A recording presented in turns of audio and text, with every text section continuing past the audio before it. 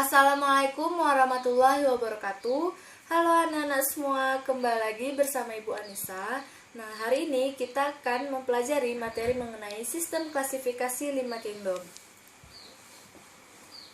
Jadi, tujuan pembelajaran kita pada hari ini yaitu mengetahui cara menggunakan mikroskop.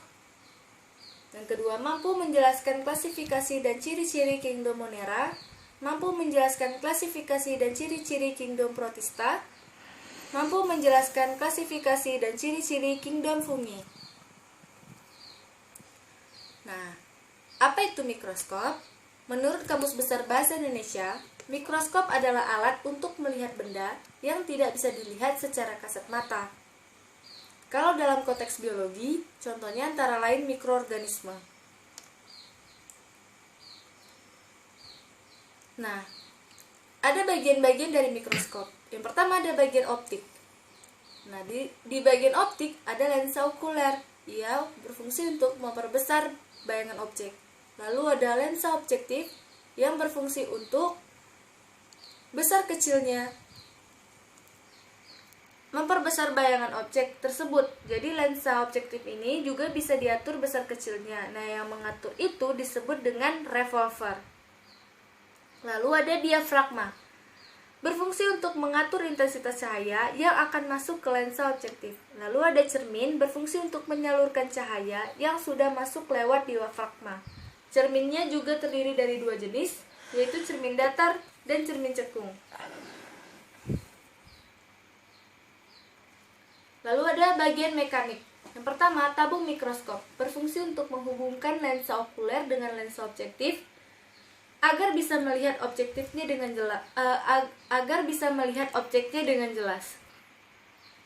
Lalu ada meja preparat, fungsinya untuk meletakkan objek yang akan diamati. Kemudian objek tersebut bisa dijepit dengan penjepit supaya tidak bergeser selama kamu amati. Lalu lengan, fungsinya dijadikan pegangan ketika kamu membawa atau memindahkan mikroskopnya. Lalu mikrometer, fungsinya untuk menaikkan dan menurunkan tabung mikroskop dengan tempo yang lambat.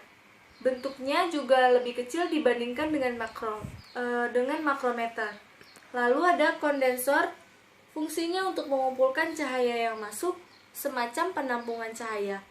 Lalu ada sekrup, fungsinya untuk mengatur sudutnya mikroskop. Lalu ada kaki mikroskop, sesuai dengan namanya. Kaki mikroskop ini untuk menyangga atau menopang mikroskop supaya tidak jatuh. Lalu ada 6 tahap menggunakan mikroskop. Yang pertama, ambil mikroskop dengan posisi tangan berikut ini. Tangan kanan memegang lengan mikroskop dan tangan kiri memegang alas mikroskop. Seperti ini ya anak-anak. Lalu yang kedua, atur lensa okuler dan lensa objektif.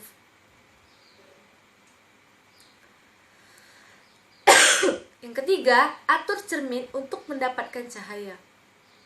Yang keempat, siapkan preparat dan jepit di meja preparat. Yang kelima, atur fokus objek dengan memutar makrometer dan mikrometer. Yang keenam, putar revolver untuk mendapatkan gambaran yang lebih besar dengan mengganti lensa objektif.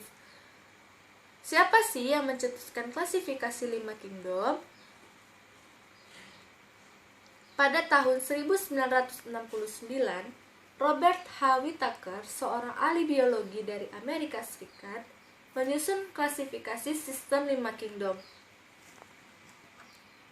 5 kingdom, yang pertama itu ada kingdom Monera, kingdom Fungi, kingdom Protista, kingdom Plantae, dan kingdom Animalia. Nah, pada hari ini kita hanya membahas kingdom Monera, kingdom Fungi, dan kingdom Protista. Yang pertama itu ada kelompok Monera. Nah, Monera merupakan organisme uniseluler atau organisme satu sel.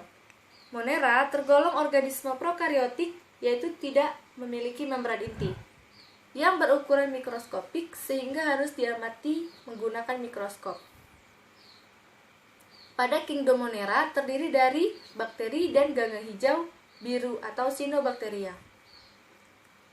Monera terbagi dua. Yang pertama itu ada bakteri. Ciri-cirinya ada 4 bentuk bakteri, yaitu lonjong atau bulat, yang biasa disebut dengan kokus, batang atau silinder, bacillus, lengkung atau koma, dan spiral atau spirilium. Lalu, memiliki alat gerak berupa flagela. Perkembangbiakan secara seksual terjadi melalui pembelahan sel dan perkembangbiakan seksual dengan cara transformasi dan konjugasi. Lalu ada juga yang hidup di tubuh makhluk hidup, air, udara, dan tanah. Bakteri dapat bersifat menguntungkan dan merugikan. Contoh bakteri menguntungkan dan merugikan. Nah, ini ada Escherichia coli, ada Lactobacillus bulgaricus.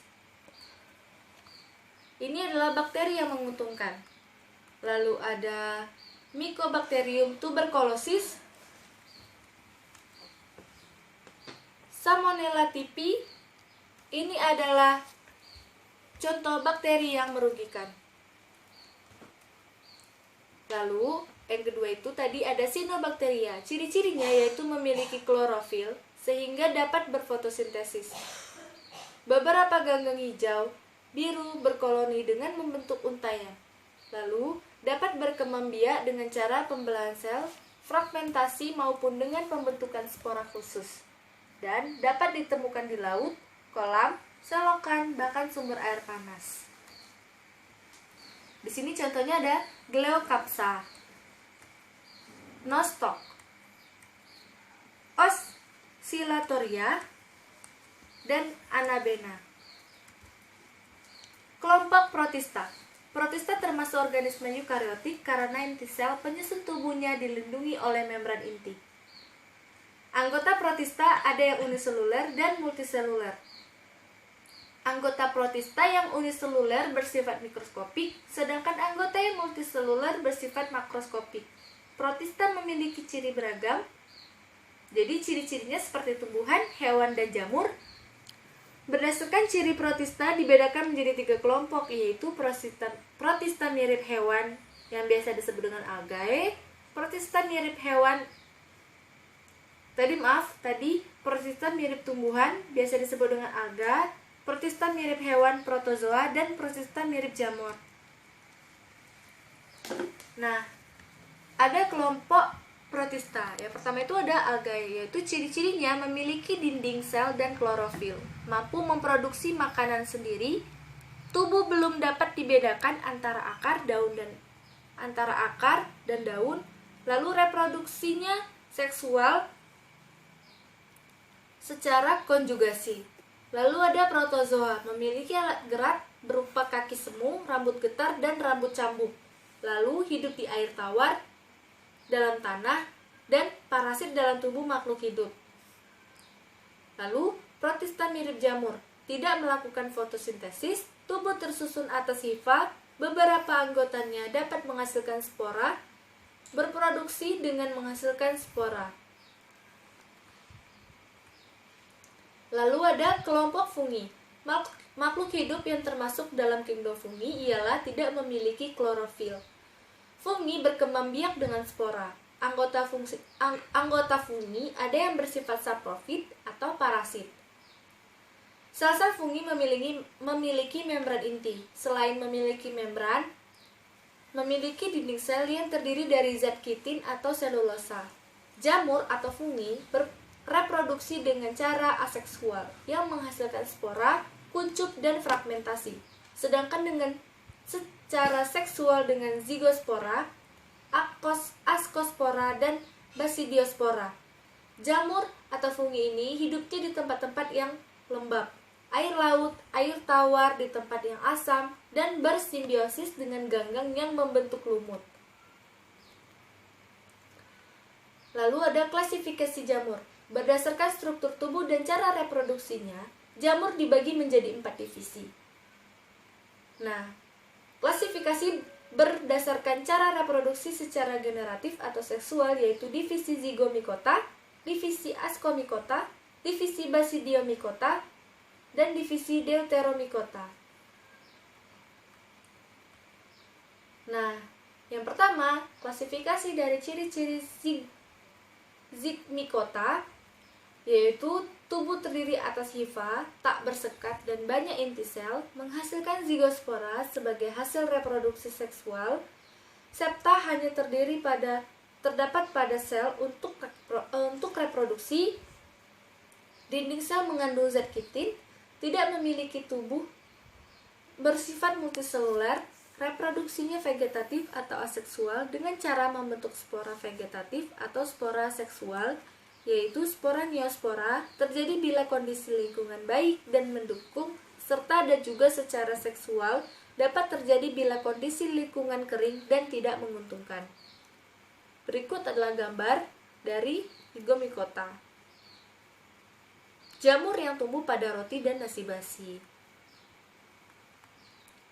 Lalu ada ciri-ciri ascomycota, hidup saprofit, parasit, atau bersimbiosis. Tubuhnya ada yang uniseluler seperti Saccharomyces dan ada yang multiseluler dengan hifa bersekat dan bercabang-cabang. Reproduksi aseksual dengan membentuk konidiospora yang dihasilkan oleh struktur yang disebut konidium, sedangkan reproduksi seksual dengan membentuk askospora di dalam askus. Umumnya askus tersebut dibentuk dalam tubuh buah yang disebut askokarp. Lalu ada Basidiomycotina. Struktur tubuh Basidiomycotina dan biasanya bersifat makroskopik. Jamur Basidiomycota membentuk tubuh buah. Umumnya tubuh buah Basidiomycotina mempunyai bagian-bagian yaitu tudung, bilah, tangkai, dan dasar tangkai. Beberapa jenis Basidiomycota juga dapat membahayakan tumbuhan, misalnya menyebabkan kematian pada tanaman ladang. Contohnya, Basidiomycota lainnya yaitu Auricularia polytricha, jamur kuping, Volvarilla volvaceae atau jamur merah, dan Ganoderma. Nah, berikut adalah gambar dari jamur yang beracun, jamur kuping yang dapat dimakan. Yang ini adalah jamur yang beracun dan ini jamur kuping yang dapat dimakan. Lalu ada Deuteromycotina. Memiliki ciri hifa bersekat dan dinding selnya terbuat dari zat kitin. Fungi dari divisi ini jarang membentuk tubuh buah sehingga berukuran mikroskopik. Hidup sebagai saprofit atau parasit dan reproduksi secara seksualnya belum diketahui. Contohnya yaitu Aspergillus merupakan jamur yang hidup pada medium dengan derajat keasaman dan kandungan gula tinggi, Epidermophyton dan Mycosporium. Jadi kedua jenis jamur ini merupakan parasit pada manusia. Yang menyebabkan penyakit kaki pada atlet itu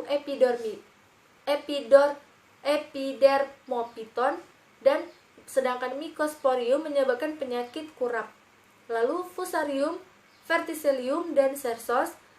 Ketiga jenis jamur ini merupakan parasit pada tumbuhan. Jamur ini jika tidak dibasmi dengan fungisida dapat merugikan tumbuhan yang diserangnya. Nah, pada pembelajaran pada hari ini kesimpulannya yaitu Monera merupakan organisme uniseluler atau organisme satu sel. Monera tergolong organisme prokaryotik, yaitu yang tidak memiliki membran inti. Monera terbagi menjadi dua, yaitu bakteri dan cyanobacteria. Protista termasuk organisme eukariotik karena inti sel penyusun tubuhnya dilindungi oleh membran inti. Anggota protista ada yang uniseluler dan multiseluler. Anggota protista yang uniseluler bersifat mikroskopik, sedangkan anggota yang multiseluler bersifat makroskopik. Protista memiliki ciri beragam. Ada yang memiliki ciri seperti tumbuhan, hewan, dan jamur. Makhluk hidup yang termasuk dalam kingdom fungi ialah tidak memiliki klorofil. Fungi berkembang biak dengan spora. Anggota fungi ada yang bersifat saprofit ataupun parasit. Klasifikasi berdasarkan cara reproduksi secara generatif atau seksual yaitu yang pertama divisi Zygomicota, yang kedua divisi Ascomycota, yang ketiga divisi Basidiomycota, yang keempat divisi Deuteromycota. Terima kasih Ananda semua telah menonton video pada hari ini. Bila ada kesalahan mohon dimaafkan. Wabillahi taufiq walhidayah. Wassalamualaikum warahmatullahi wabarakatuh.